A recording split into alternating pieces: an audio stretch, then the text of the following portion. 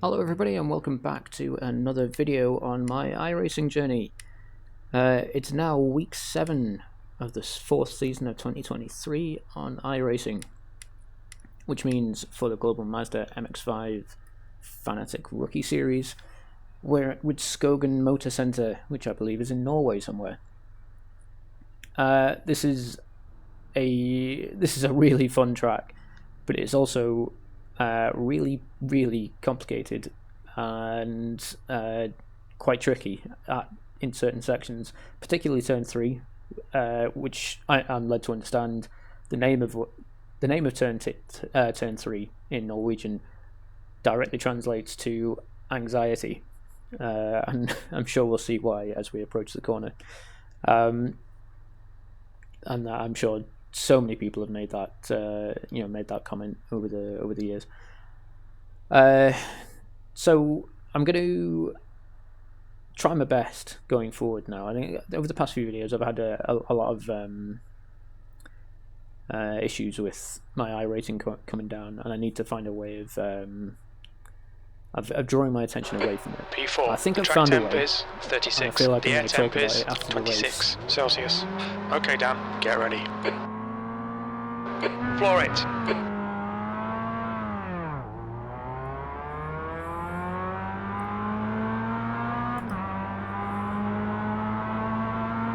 Car left. Hold your line. Still there. Hold your line. Clear left.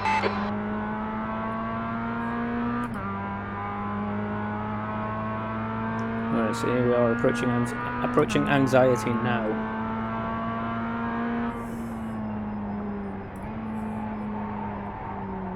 There we go. There's one. On your right. I've got to slow Still down there. if you're going Clear right. on the left hand side of the track You there. need to give back the time gained. Okay. So we can probably see why it's called anxiety. If you get that corner wrong, you are going into the shadow realm, onto the runoff, and if you're really unlucky, you're going into the barriers and maybe turning the car over a few times.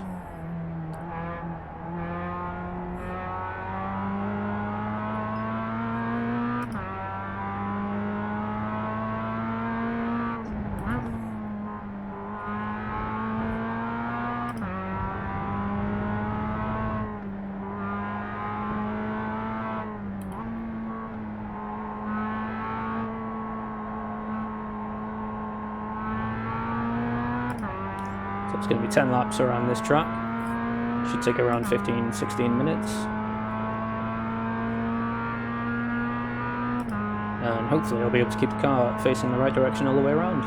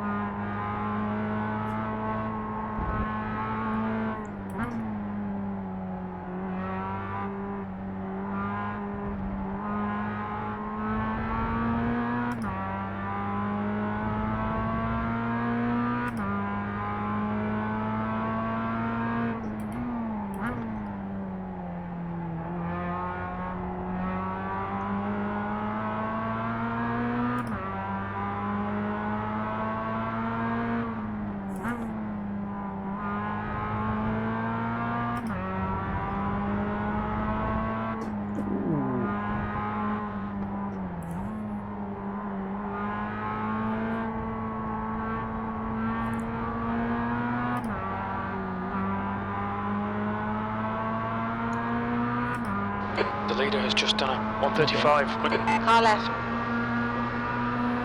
Hold your line. Hold your line. Clear left. You've just done a 137.42.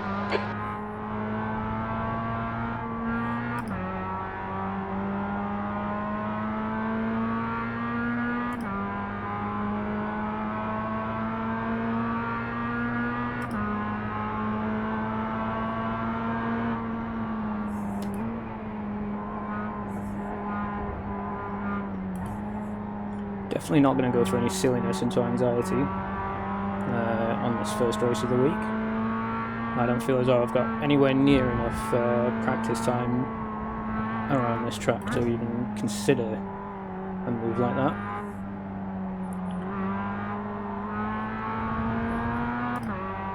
And I'm not feeling a lot of trust in this guy in front, so I'm going to be very, very cautious about exploiting any gaps or any mistakes he might make.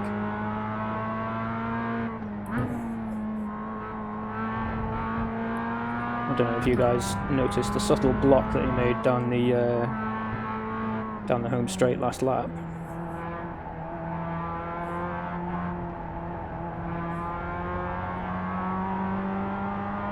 New fastest lap for Sol, 135.10. Car right. Hold your line. Still there. Clear right. Okay, Dan, the next car is Clark.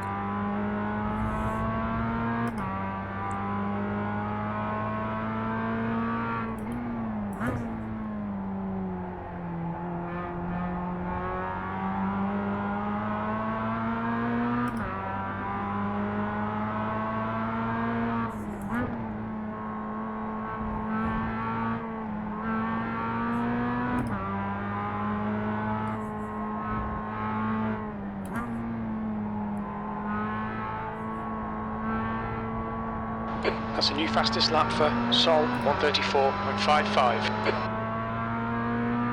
I feel like it's getting to the point where I'm just going to have to accept the fact that I'm either not going to get this place or I'm going to have to give up P4 to the car behind at some point. Just to get to the end, really. 'Cause every turn that this guy goes hard defensive in, and every corner he makes it difficult for us on, is just slowing us down.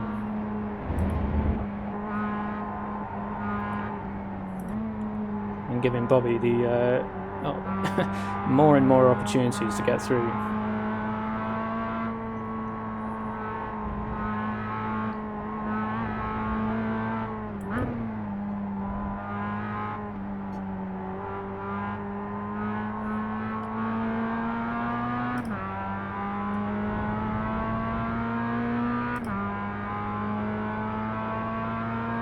P4.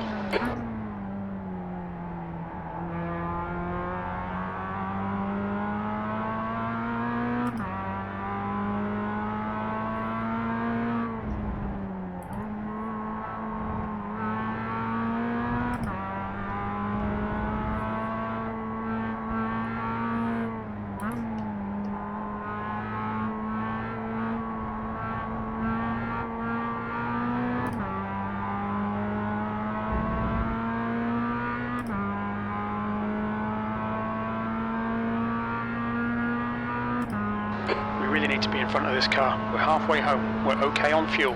That last lap was a 137.21. Oh, Right side. yep, there goes P4. Still there. Hold your line. Still there.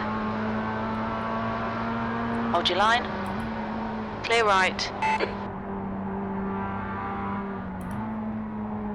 Come on, Dan. Keep pushing. We might get him back. I don't think I'm interested in getting him back. I think what I'm more interested to see is whether or not he can put Mr. Clark under enough pressure to bin it. Quite happy with that result.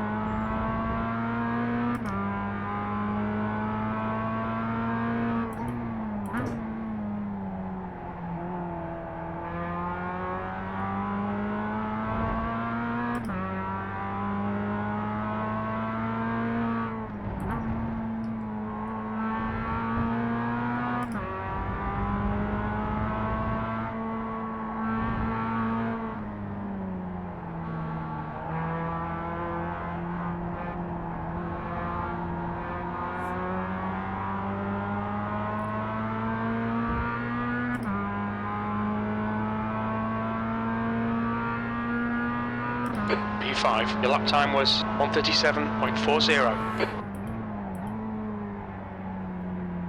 thought I was going to lose the rear there.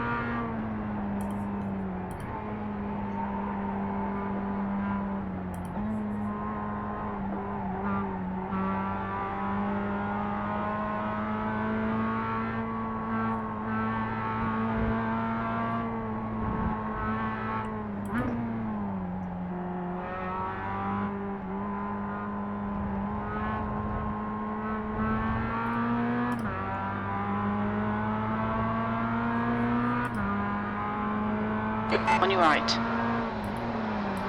Clear right. Alright Dan, keep piling on the pressure, he'll make a mistake.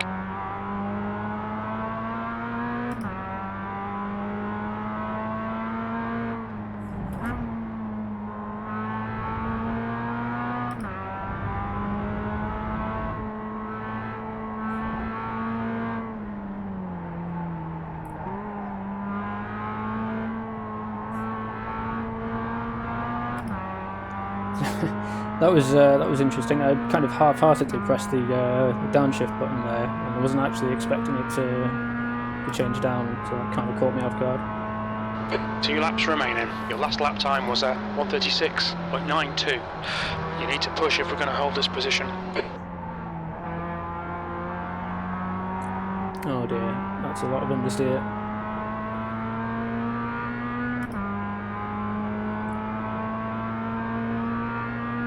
Stay well away from that silliness. Someone's going to get hurt there. Yep.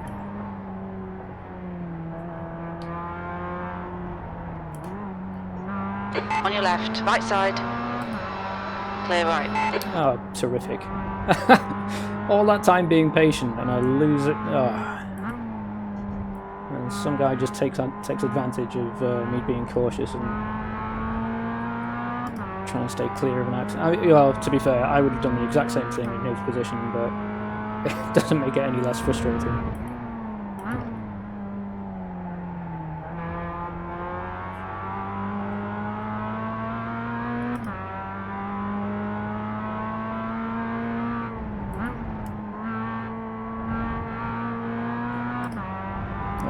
Left side.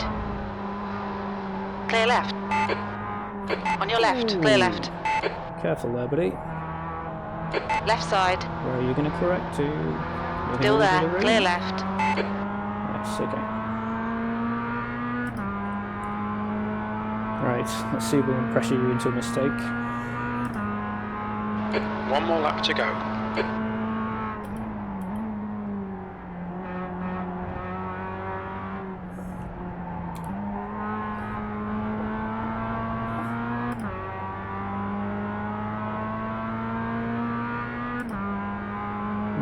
No, I'm too far away now.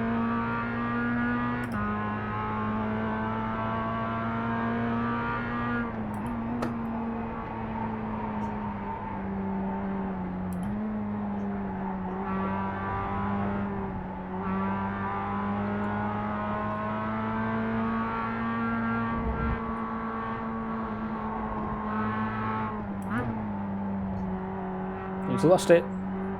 He's lost it.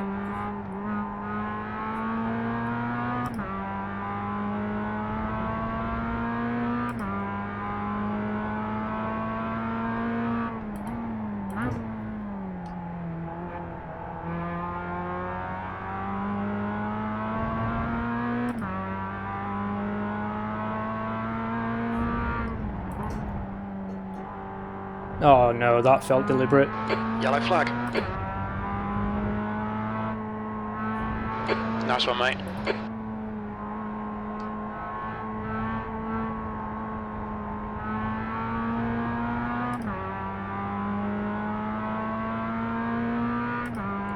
Yeah, that felt deliberate. That was Clark just Well done, Dan. Great drive. deliberately That's a driving podium. slowly to take out Bobby in the end. Completely unacceptable. Absolutely unacceptable. But on the bright side, managed to score P3 after all that. Managed to keep the car on the road, so I'm pretty happy. So let's go back to the start and have a look at all the silliness and the carnage. So if we have a bit of a chase cam. That's excuse me. That looks like car number 5 just well no. Actually, that looks entirely like it was car number 11's fault. Just cuts across number 5 to the apex, and to me it looks like number 11's fault. But anyway, as John got for us, just a bit of a tap. And Bobby... God, is that all it was?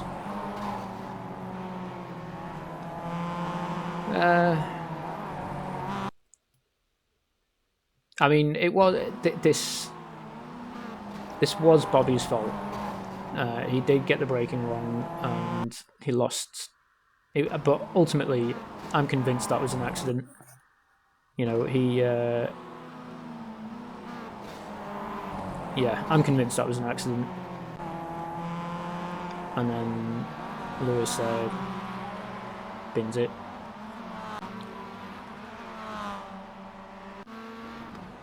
But we'll go back to that in a minute. Charles loses it, yeah, it's fine. And then this is where we took a freebie. Oh, that's unfortunate. That sucks. Yeah. That, to me, looks very deliberate. Yeah, let's go back to... Oh, have I just bugged it again? Right, no, that's fine. Let's go to Lewis here. and we'll go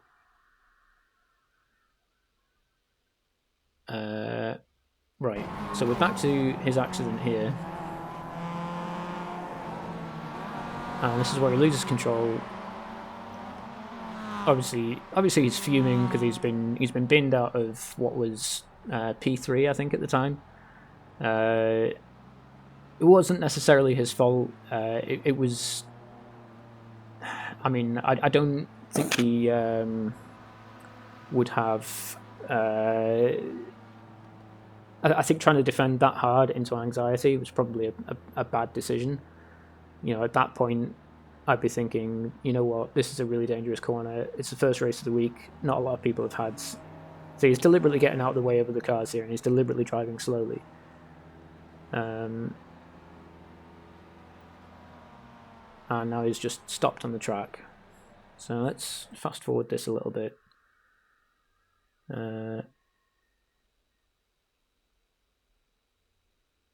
Now he's getting off the track again, and he's off the track giving way to other drivers, and okay.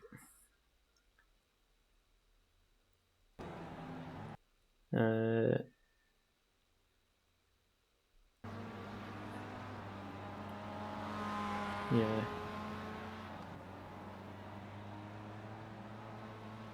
Still off the track, off the racing line, and as soon as he sees Bobby coming, he's back on the racing line and getting in the way. Absolutely unacceptable. So if you'll excuse me for a minute, I'm just gonna clip some of this, and yeah, I'm gonna make sure this gets reported because that's just completely unacceptable. Oh no, mind you, I've started that in exactly the wrong place, haven't I? So.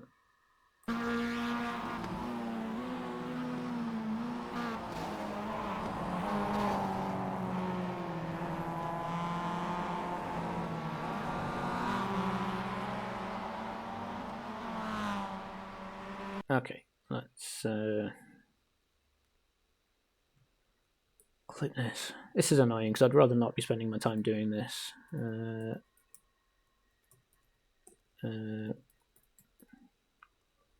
I'd rather not be spending, the video's time doing this. But because I don't have any editing skills, I can't really. Right, where are we gonna clip this from? Let's clip it from here to there. I think that's a good place to go.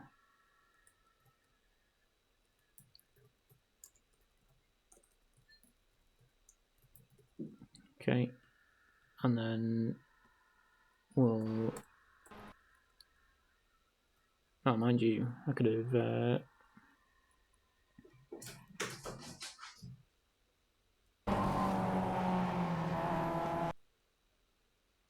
Let's clip it from here actually, and we'll go to there. I think. We got Lewis deliberate slow. Yeah, can I overwrite that? Yeah, thank you. And then let's go to about here.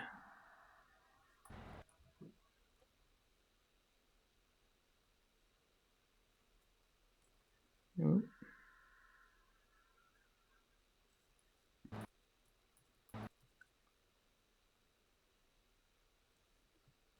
Okay.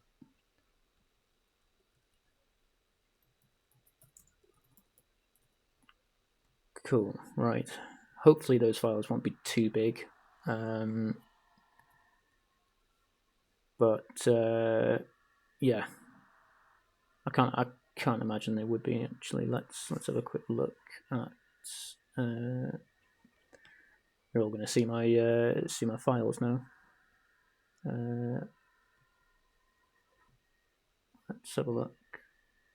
Documents, iRacing, replay, Lewis. Yeah, they're all plenty small enough. Right. Let's get rid of that. So that was it. Apologies for that interruption. Let's go back to the iRacing UI and have a look at the results. Right, so there were 4 splits for this one. This was the top split with a strength of field of about 1,751. I've gained a bit of safety rating, because I think we had an incident point, and we've gained a big bunch of iRacing, and crucially, this is what I wanted to talk about at the start of the race, we've gained 81 championship points. So, going forward, what I'm going to try and do is focus less on the iRating and how that changes, because ultimately, as I keep trying to tell myself that it's just a matchmaking tool, it is also an indicator of skill, if you want to think of it that way, but that really shouldn't matter. All that's trying to do is put me in races that I'm going to stand a reasonable chance of being competitive in and maybe even winning. So what I want to be focusing on is these championship points, and you know how at the end of every week I've been going to, or the end of most weeks for the past couple of weeks, I've been going to the series stats and standings and checking on how we're doing in the overall standings. So I've found out that apparently iRacing takes your top 25 best results for championship points at the end of the week to add to your overall championship point standing. You can race as many official races as you like throughout a season, but iRacing will only take your top 25%. Your top 25% best results for 8 out of those 12 weeks. So if I race this event 4 times this week, it will take my best result out of those 4 occasions. And if I were to race 8 times on this series, it takes my top 2 results and adds those points to my championship standings.